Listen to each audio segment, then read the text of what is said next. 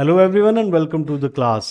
Determiners के 3 parts हम लोग कर चुके हैं और अब हम अपना 4th पार्ट स्टार्ट कर रहे हैं और इसमें आज हम पढ़ेंगे इनडेफिनिट आर्टिकल्स ए और एन का यूज और नेक्स्ट पार्ट में हम द आर्टिकल को भी पढ़ेंगे। Let's start the journey. तो डिटर्मिनर्स का पार्ट 4 हम स्टार्ट करते हैं और इसमें आज हम पढ़ेंगे आर्टिकल्स को। आर्टिकल्स की सबसे पहले तो हम कुछ बेसिक बातें जान लेते हैं और फिर इस पार्ट में हम ए और एन को अच्छी तरह से समझने वाले हैं और नेक्स्ट सीरीज में हम दा को भी अच्छे से समझेंगे। तो कुछ फ्रेजेस हम लोग यहाँ पे देख लेते हैं। यहाँ लिखा है a book, the bag, a chair, an apple, an egg, the bus. तो आपको ये जो पिंक कलर में दिखाई दे रहे हैं, ए है, दा है या फिर एन है, ये सब क्या है? ये सब है आर्टिकल्स। तो यहाँ पे इसके बाद जो वर्ड्स लिखे हैं वो आपको समझ आ गए होंगे कि ये क्या है, ये सब क्या है, ये सब है नाउन्स। तो आर्टिकल्स के बाद जो है हमने क्या यूज किए हैं? नाउन्स को यूज किया है। तो इसका मतलब आर्टिकल है क्या? Article is a determiner that signals the coming of a noun. आपने पहले जो पार्ट्स में डिटर्मिनर्स की डेफिनेशन पढ़ी थी उसमें हमने बताया था कि डिटर्मिनर क्या है। डिटर्मिनर इंट्रोड्यूस करता है नाउन को या नाउन फ्रेज को। डिटर्मिनर नाउन को या नाउन फ्रेज को इंट्रोड्यूस करता है, या हम कह देते हैं कि डिटर्मिनर जो है वो सिग्नल देता है कि इसके बाद आने वाला वर्ड जो है वो नाउन या नाउन फ्रेज होगा। तो यहाँ पे भी हम यही देख लेते हैं, an article is a determiner that signals the coming of a noun, यानी कि इसके बाद आने वाला वर्ड क्या होगा? नाउन होगा। आप देखिए यहाँ पे बैग नाउन है, बुक नाउन है, चेयर नाउन है, एप्पल नाउन है, एग नाउन है और ये बस भी क्या है? नाउन है। तो इसका मतलब आर्टिकल के बाद आने वाला वर्ड जो है वो क्या होगा? वो नाउन होगा। आपसे बहुत बार ऐसा क्वेश्चन भी पूछ लिया जाता है। वो क्वेश्चन आपकी पार्ट ऑफ स्पीच से रिलेटेड हो सकता है। तो आपको पता चल गया कि जहां आर्टिकल आ रहा है इसका मतलब उसके बाद आने वाला जो वर्ड है वो क्या होगा? वो नाउन होगा। अब यहां पे हम ये देखते हैं कि यहां लिखा है अ बुक, तो ये तो बिल्कुल सही है, और यहां लिखा है अ चेयर्स, जो कि गलत हो गया। यहां पे लिखा है एन एप्पल्स, तो ये गलत हो गया। एन एग बिल्कुल सही है। तो जितने भी आर्टिकल्स हैं, जो ए और एन की मैं बात करूं, ए और एन आर्टिकल्स जो है वो क्या है? वो नंबर सिस्टम से लिंक्ड है, यानी कि वो प्लूरल नाउन्स के साथ ए और एन की मैं बात कर रहा हूं अभी। ए और एन जो है वो प्लूरल नाउन्स के साथ मैं यूज इन्हें नहीं कर सकता। मैं एन एप्पल्स लिखता हूं तो वो गलत हो जाएगा। इसी तरीके से अ चेयर्स जो है वो गलत हो जाएगा। इसका मतलब ए और एन का यूज हम कहां करेंगे? हम सिंगुलर काउंटेबल नाउन्स के साथ ही यूज करेंगे। ए और एन का यूज कहां होगा? सिंगुलर नाउन्स के साथ, सिंगुलर काउंटेबल नाउन्स के साथ हम इसे यूज करेंगे। अब हम आगे बढ़े और ये देख लेते हैं। जैसे ये लिखा है a book, a cat, a chair, a pen, a fan, a mobile. तो एक बात तो आपको समझ आ गई। वो बात ये है कि सभी क्या है? सिंगुलर काउंटेबल नाउन्स हैं। सिंगुलर काउंटेबल नाउन के बारे में आप समझते हो, जिन्हें हम काउंट कर सकते हैं, जिनके लिए हम 1 2 3 4 यूज करते हैं। मैं ये कह सकता हूँ अ बुक, या मैं कह सकता हूँ 2 बुक्स, 3 बुक्स, 4 बुक्स। तो ये काउंटेबल है। यहाँ पे कैट वर्ड भी देख लेते हैं, काउंटेबल है। 1 कैट्स, 2 कैट्स, 3 कैट्स, 4 कैट्स। तो यहाँ पे ये सभी काउंटेबल नाउन्स हैं, लेकिन यहाँ जो लिखे गए हैं ये क्या है? ये सिंगुलर काउंटेबल नाउन्स है, सिंगुलर है। इसलिए हमने इसके आगे क्या यूज कर लिया? ए का यूज हमने किया है। लेकिन एक और बात आपको समझ आई होगी, जो कि साउंड के आधार पे मैं अब बात कर रहा हूं। साउंड क्या होती है? 2 साउंड्स है। एक आपकी कॉन्सोनेंट साउंड है और दूसरी आपकी क्या है? वावल साउंड है।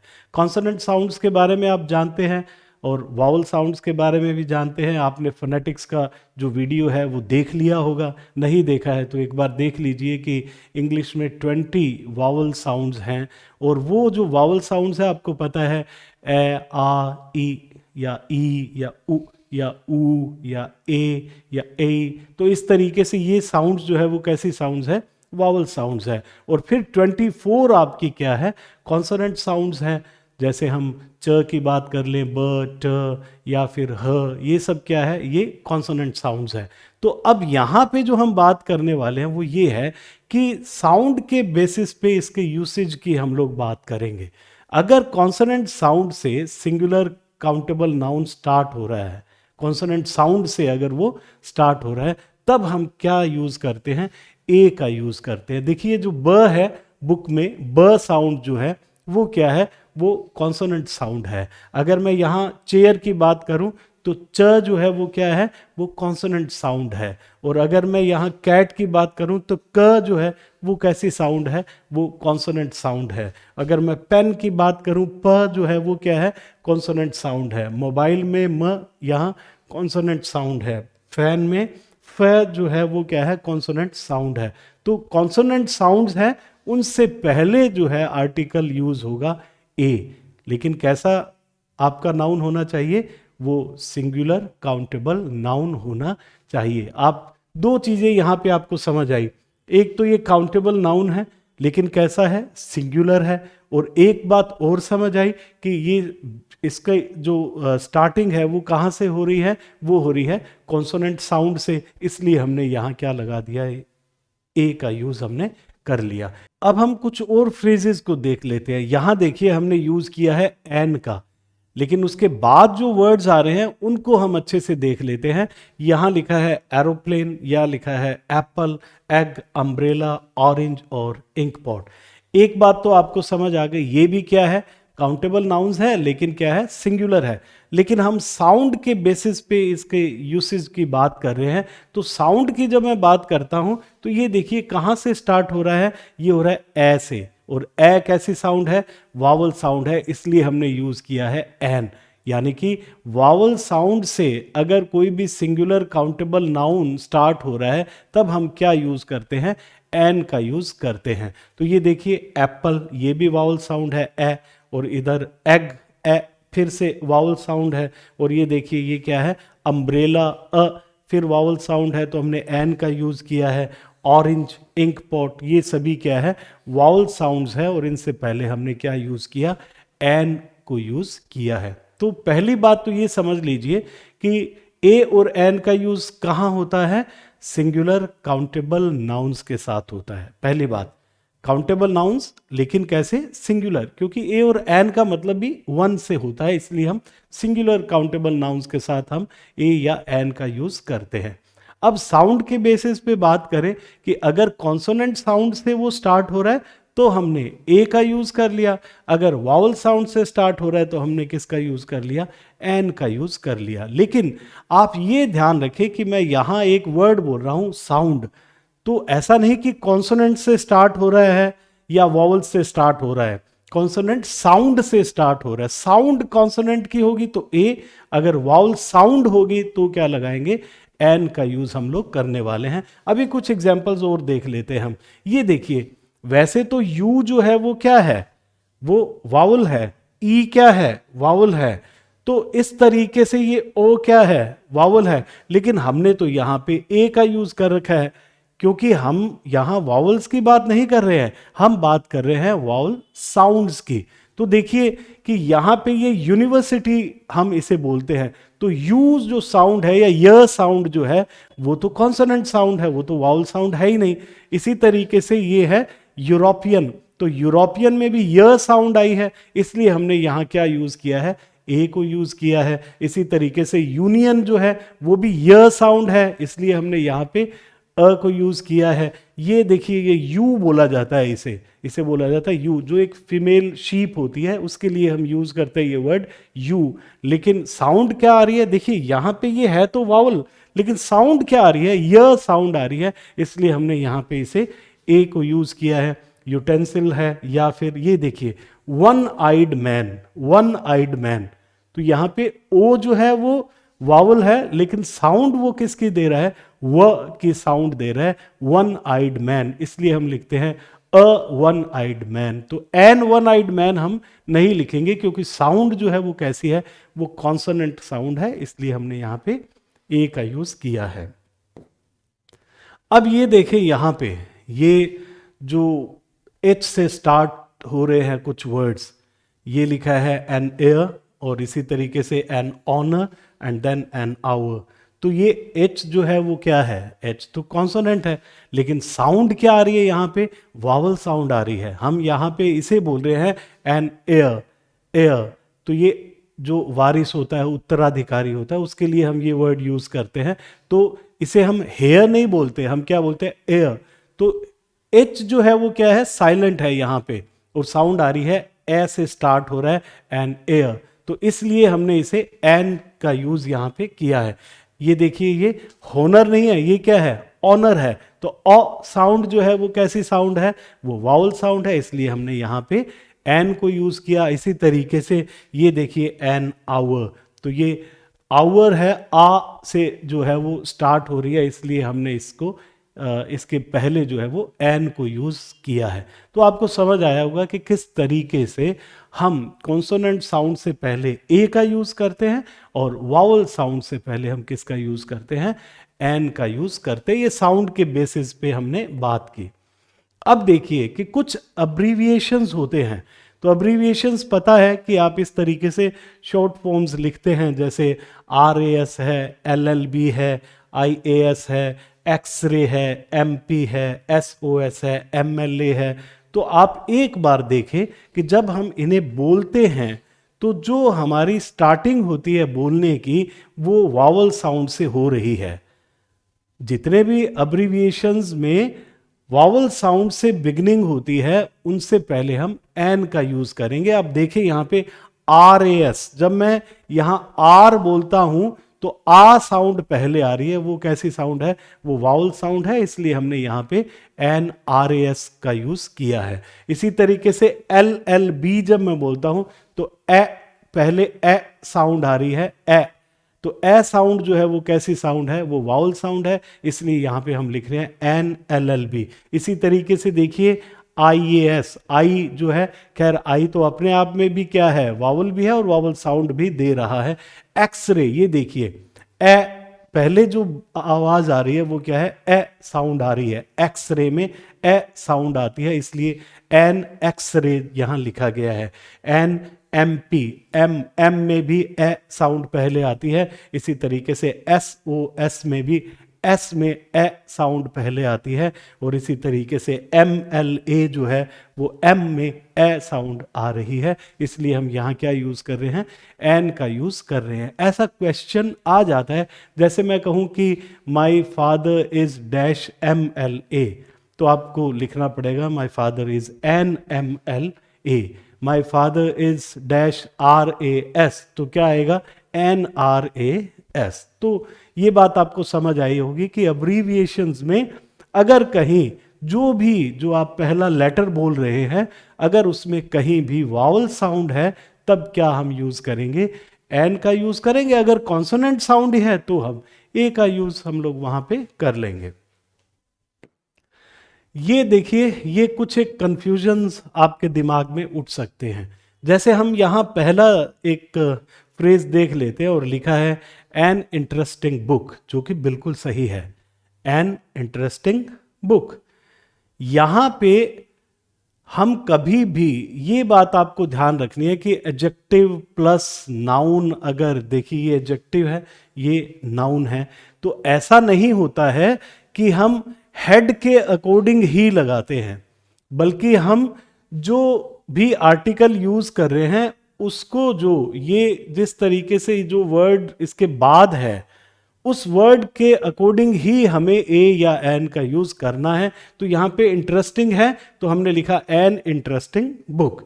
इसी तरीके से ये देखो, अगर मैं लिखता हूं एन ग्रेट आर्टिस्ट, तो कई बार हमारा दिमाग ऐसे चल जाता है कि यहां तो हम आर्टिस्ट की बात कर रहे हैं और आर्टिस्ट के लिए तो हम क्या यूज करेंगे, एन यूज करेंगे, लेकिन ऐसा गलत है। अगर इस तरीके से आपको एक फ्रेज मिलता है, जैसे यहां एडजेक्टिव है और ये नाउन है, तो हेड तो यहां पे आर्टिस्ट है, बात तो हम आर्टिस्ट की कर रहे हैं, लेकिन उससे पहले एक वर्ड ग्रेट है, हम जो यहां पे आर्टिकल का यूज करेंगे वो इस वर्ड के अकॉर्डिंग ही हमें करना है।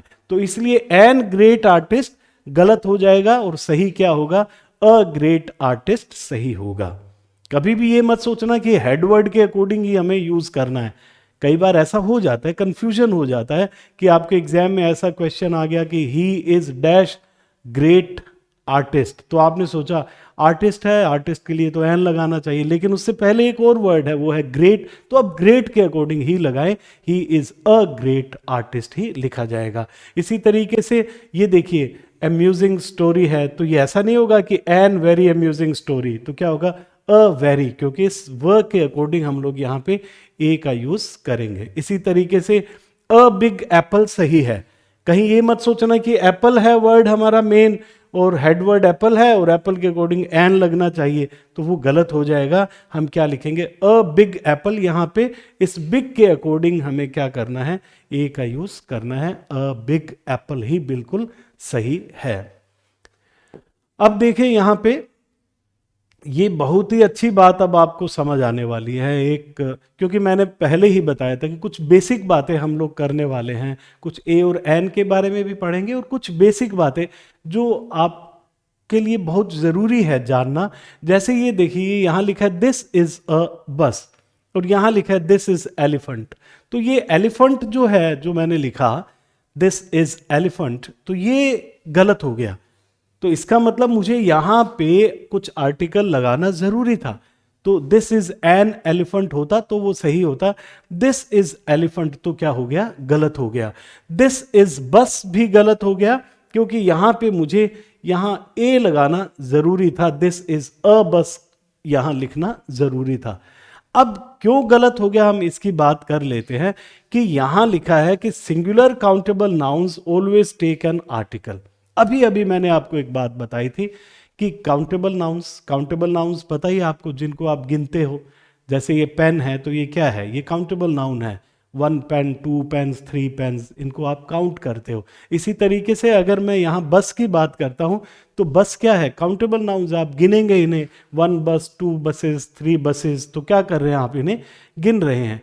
तो ये बात आप जान लें कि अगर सिंगुलर काउंटेबल नाउन जब भी हम लिखेंगे, जब भी हम सिंगुलर काउंटेबल नाउन लिखेंगे, बहुत बड़ी बात है, उसको बिना आर्टिकल के मत लिखें, उसके लिए आर्टिकल लगाना जरूरी है, चाहे वो ए आर्टिकल यूज हो रहा है, चाहे वो एन हो रहा है, चाहे वो द हो रहा है, मतलब सिंगुलर जो भी काउंटेबल नाउन होगा उससे पहले हमें क्या करना है, जनरली मैं सामान्य तौर पे कह रहा हूं, हाँ ठीक है कि कई बार ऐसे अपवाद होते हैं, एक्सेप्शंस होते हैं, वो अलग चीज है, लेकिन सामान्यता क्या होगा कि कोई भी सिंगुलर आपका काउंटेबल नाउन होगा उससे पहले आर्टिकल लगाना जरूरी होता है। जैसे ये बात जो है वो गलत हो जाएगी, दिस इज एलिफेंट, क्योंकि एलिफेंट क्या है, काउंटेबल नाउन है, 1 एलिफेंट 2 एलिफेंट्स, ठीक है, और ये क्या है, सिंगुलर है, यहां पे एलिफेंट सिंगुलर है, तो इस सिंगुलर से पहले तो एन यहां पे लगाना जरूरी हो जाएगा, दिस इज एन एलिफेंट, ये जरूरी हो जाएगा। दिस इज बस गलत हो जाएगा, दिस इज अ बस ही हमें लिखना पड़ेगा। बस क्या है यहां पे, बस यहां पे सिंगुलर काउंटेबल नाउन है और इससे पहले जो है वो हमें यहां पे आर्टिकल लगाना जरूरी होता है। ये आप बात ध्यान रखें, ये बहुत बड़ी बात है, क्योंकि ये बात अगर आपको पता चल गई तो आपको एक बात ये पता चल जाती है कि हाँ आर्टिकल लगाऊं या नहीं। तो आपको कहीं भी सिंगुलर काउंटेबल नाउन मिलता है तो सामान्य तौर पे ये समझ लेना कि हमें यहां पे आर्टिकल को लगाना ही है। अगर इसी तरीके से ये देखिए, this juice contains sugar, this is rich in iron, do you take milk in your tea, तो यहां पे ये वर्ड देखते हैं, शुगर वर्ड है या आयरन वर्ड है या यहां मिल्क है, ये यहां टी है, तो आप एक चीज देखिए, ये क्या है, ये अनकाउंटेबल नाउन्स है, तो अनकाउंटेबल नाउन्स से पहले जो है वो आर्टिकल कोई ए और एन तो हमें लगाना ही नहीं है। पहली बात, ए और एन तो कभी नहीं लग सकता, कि मैं अगर यहां पे ये कह दूं this juice contains a sugar, तो वो गलत है। शुगर अनकाउंटेबल नाउन, आप शुगर को गिनते थोड़ा ना हो, 1 शुगर 2 शुगर्स 3 शुगर्स, नहीं, ये क्या है, अनकाउंटेबल नाउन है। इसी तरीके से मिल्क जो है वो भी गिनते नहीं हो, 1 2 3 4 मिल्क्स थोड़ा ना कहते हो। इसी तरीके से आयरन को नहीं गिनते, टी को नहीं गिनते हैं। तो जब भी ये अनकाउंटेबल नाउन्स होंगे उससे पहले जो है वो ए और एन तो हम लगाएंगे ही नहीं। एक बात, हाँ, द का यूज तो हो सकता है, वो कब होगा उसकी बात हम लोग करेंगे, लेकिन ए और एन का यूज तो हम करेंगे नहीं। और अगर मैं सामान्य तौर पे इसको अगर मैं कहीं डेफिनेट नहीं बनाता हूं, पर्टिकुलर नहीं बनाता हूं, तो मैं द का यूज भी नहीं करूंगा। अगर मैं यहां कह रहा हूं दिस जूस कंटेन्स शुगर, तो यहां सिर्फ शुगर ही लिखा जाएगा बिना आर्टिकल के। इसी तरीके से this is rich in iron, तो यहां भी बिना आर्टिकल के ही लिखा जाएगा, क्योंकि मैं सामान्य तौर पे आयरन की बात कर रहा हूं, सामान्य तौर पे शुगर की बात कर रहा हूं, सामान्य तौर पे मिल्क की या टी की बात कर रहा हूं। हाँ, अगर मैं कहीं किसी को पर्टिकुलर बना देता हूं, कुछ पर्टिकुलर बना देता हूं, डेफिनेट बना देता हूं, तो मैं द का यूज कर सकता हूं। लेकिन यहां तो मैं सामान्य शुगर, टी, मिल्क उनकी बात कर रहा हूं, तो कोई भी आर्टिकल लगाने की यहां आवश्यकता नहीं है। अब ये देखिए, तो थोड़ा हम बढ़ते हैं, ए का यूज, एन का यूज किस तरीके से कहां कहां किया जाता है। आपको कुछ बेसिक बातें तो पता चल ही चुकी है, और थोड़ा और इसके यूज को हम समझ लेते हैं। यहां लिखा है there was an old man, there was an old man, a man has stolen a car. तो देखिए यहां पे क्या है कि जब मैं कहता हूं there was an old man, तो इसका मतलब मैंने इस ओल्ड मैन के बारे में पहले मेंशन नहीं किया है, मैं पहली बार जो है वो मेंशन कर रहा हूं। There was an old man, एक बार एक बूढ़ा आदमी था, तो ये फर्स्ट टाइम आपके सामने मैं मेंशन इसे कर रहा हूं। या मैं इस सेंटेंस में कहता हूं a man has stolen a car, तो इसका मतलब अ मैन कौन सा है, वो अनफेमिलियर है, उसको आप जानते नहीं हो। तो पहली बात तो ये देखिए कि अगर हम किसी भी चीज को, किसी भी नाउन को पहले मेंशन नहीं किया है या वो अनफेमिलियर है, तो उसके लिए हम क्या यूज करते हैं, या वो हमारे स्पीकर और हियरर जो बोलने वाला या सुनने वाला है उसकी नॉलेज में वो नहीं है, तब हम क्या करेंगे, हम ए या एन का यूज करेंगे। देखिए जैसे ये है, मैं ही आपसे बात करता हूं, मान लीजिए मैं आपसे बात कर रहा हूं कि एक बूढ़ा आदमी था, तो हमारी ये पहली बार बात हो रही है कि एक बूढ़ा आदमी था। आप वैसे उसे नहीं जानते हैं, या मैंने पहले मेंशन उसे नहीं किया है, मैं पहली बार जो है उसे मेंशन कर रहा हूं, इसलिए हम क्या यूज करेंगे, ए या एन का यूज करते हैं। और आपको पता है एन का यूज यहां क्यों किया है, क्योंकि ये ओल्ड मैन लिखा है, तो ओ जो है वो क्या है, ये यहां पे वाउल साउंड है, इसलिए एन का यूज हो गया।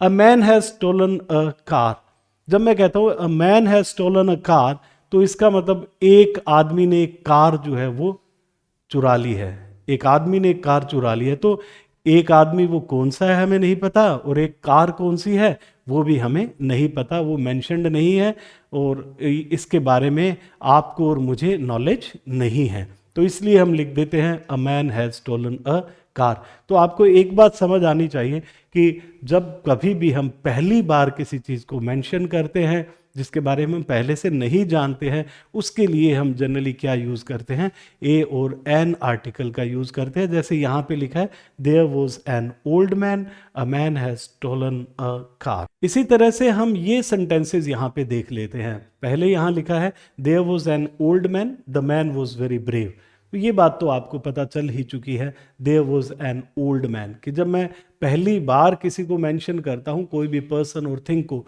तब हम यूज करते हैं ए या एन का। लेकिन आप दूसरा सेंटेंस देखिए, the man was very brave, इसमें मैं उसी आदमी की बात कर रहा हूं जिसको हम पहले मेंशन कर चुके हैं, जिसके बारे में हम बातचीत कर चुके हैं, इसलिए यहां पे यूज हो रहा है द, और इसे हम बोलते हैं एनाफोरिक फंक्शन। ये एनाफोरिक फंक्शन क्या होता है कि it refers back to the noun that has already been mentioned, कि जिस नाउन के बारे में हम ऑलरेडी मेंशन कर चुके हैं, हम उसी की बात जो है वो कर रहे होते हैं द आर्टिकल से। तो यहां देखा there was an old man, the man was very brave, तो जब मैं यहां द मैन कहता हूं तो मैं इसी ओल्ड मैन की ही बात कर रहा होता हूं जिसको हम पहले ही मेंशन कर चुके हैं। अब यहां पे आप ये दो सेंटेंसेस देख लीजिए, यहां लिखा है a house on the corner is for sale, और the house on the corner is for sale. अगर मैं दोनों की ही बात करूं तो दोनों ही सेंटेंसेस सही हैं, लेकिन भाव जो है, मीनिंग जो है वो थोड़ा थोड़ा बदल जाता है। A house on the corner is for cell, हो सकता है आप उस हाउस के बारे में आपको पता नहीं हो कौन सा हाउस है, कोई एक घर है जिसको आप वैसे जो है उसके बारे में फेमिलियर नहीं हो पूरी तरह से, तो हम कह देते हैं अ house on the corner is for sale. और जब हम कहते हैं the house on the corner is for cell, तो इस हाउस के बारे में, एक पर्टिकुलर हाउस की आप बात कर रहे होते हैं, या हम कह दें कि हो सकता है वो एक ही हाउस है जो कॉर्नर में है, उसके बारे में हम बात कर रहे हैं, जो कि हम ऑब्वियस है कि हमें उसी के बारे में बताया जा रहा है, उसी के बारे में हम लोग बात कर रहे हैं। The house on the corner is for cell. दोनों ही सेंटेंसेस सही हैं, लेकिन भाव जो है वो क्या है, अलग अलग हो जाते हैं। इसी तरह से आप ये सेंटेंस देखो, ये बहुत ही अच्छा सेंटेंस है। यहां लिखा है Raghav lost a gold watch yesterday. Raghav lost a gold watch yesterday and Nakul was wearing a gold watch this morning.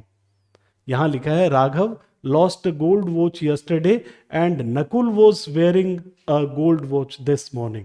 तो अगर मैं ये बोलता हूं कि राघव ने क्या हुआ, राघव की एक गोल्ड वॉच जो है वो क्या है, वो खो गई। राघव की गोल्ड वॉच खो गई और नकुल ने एक गोल्ड वॉच जो है सुबह पहनी हुई थी। तो यहां इससे तात्पर्य ये तो नहीं है कि नकुल ने राघव की ही गोल्ड वॉच जो है वो पहन रखी थी, इससे ये तात्पर्य तो नहीं हो रहा है। लेकिन अगर मैं यहां पे इस जगह द का यूज कर देता हूं, तो इसका मतलब मैं इसी घड़ी की बात कर रहा हूं कि Raghav lost a gold watch yesterday and Nakul was wearing the gold watch this morning. और वो जो घड़ी थी वो नकुल ने पहन रखी थी। तो ये द का यूज जो है वो क्या कर रहा है, वो नकुल को चोर बना देता है। वो द का यूज जो है वो नकुल को चोर बना रहा है। और ए का यूज कर रहा हूं तो हो सकता है नकुल की अलग घड़ी है, राघव की अलग घड़ी है। तो ये आर्टिकल का यूज जो होता है वो इसलिए इतना इंपॉर्टेंट है कि देखो, एक द का यूज किसी को चोरी करवा देता है, उसे चोर बना देता है। और अगर हम यहाँ ए का यूज कर रहे हैं तो वो सभी दोनों की जो है वो क्या है, अपनी अपनी घड़ियां हो जाती है। तो the use of the in the second close can make Nakul a thief. अगर मैं ये लिख देता हूं Nakul was wearing the gold watch this morning, तो द गोल्ड वॉच मतलब जो राघव की गोल्ड वॉच जो है वो खोई थी, वो नकुल ने पहन रखी थी। लेकिन ए से ऐसा कहीं भी साबित नहीं हो रहा है। अब हम कुछ और सेंटेंसेस को देख लेते हैं। यहाँ पे 4 सेंटेंसेस लिखे हुए हैं और आपको आज जो है वो एक बहुत ही अच्छी बात पता चलने वाली है इन चारों सेंटेंसेस के थ्रू। देखिए लिखा है a tiger is a dangerous animal. दूसरा सेंटेंस है the tiger is a dangerous animal. तीसरा सेंटेंस लिखा है टाइगर्स आर डेंजरस एनिमल्स। और फोर्थ सेंटेंस लिखा है the tigers are dangerous animals. तो जो पहले तीनों ही सेंटेंसेस हैं, ये जो पहले तीनों सेंटेंसेस हैं, ये जो है वो जेनेरिक सेंस दे रहे हैं। जेनेरिक सेंस का मतलब क्या है कि ये क्लास को बता रहे हैं। ये मैं कहना चाहता हूं अ tiger is a dangerous animal मतलब सभी टाइगर्स की बात कर रहा हूं कि वो क्या होते हैं, वो खतरनाक जानवर होते हैं। तो मैं एक की बात नहीं कर रहा हूं, यहां पूरी जाति की बात कर रहा हूं, पूरे ग्रुप की बात कर रहा हूं। तो जेनेरिक सेंस जो होता है वो क्या होता है, जेनेरिक रेफरेंस जो होता है वो क्या होता है, इसका मतलब मैं पूरे ग्रुप की बात कर रहा हूं, पूरे उस क्लास की बात कर रहा होता हूं। ऑल से मतलब होता है सभी से मतलब होता है, मतलब मेरा मतलब स्पेसिफिक से नहीं होता है, पर्टिकुलर से नहीं होता है, सभी से होता है। जब हम कहते हैं कि अ tiger is a dangerous animal, तो मैं कह रहा हूं कि टाइगर एक खतरनाक जानवर है, तो सभी टाइगर्स के बारे में बात कर रहे होते हैं। इसी तरीके से मैं जेनेरिक रेफरेंस जो है किन किन से दे सकता हूं, इन तीनों ही सेंटेंसेस में ये जेनेरिक रेफरेंस है। तो जेनेरिक रेफरेंस जो है तीनों ही सेंटेंसेस में है। तीनों ही सेंटेंसेस में मैं यहां पूरे टाइगर्स की बात कर रहा हूं, सभी की बात कर रहा हूं।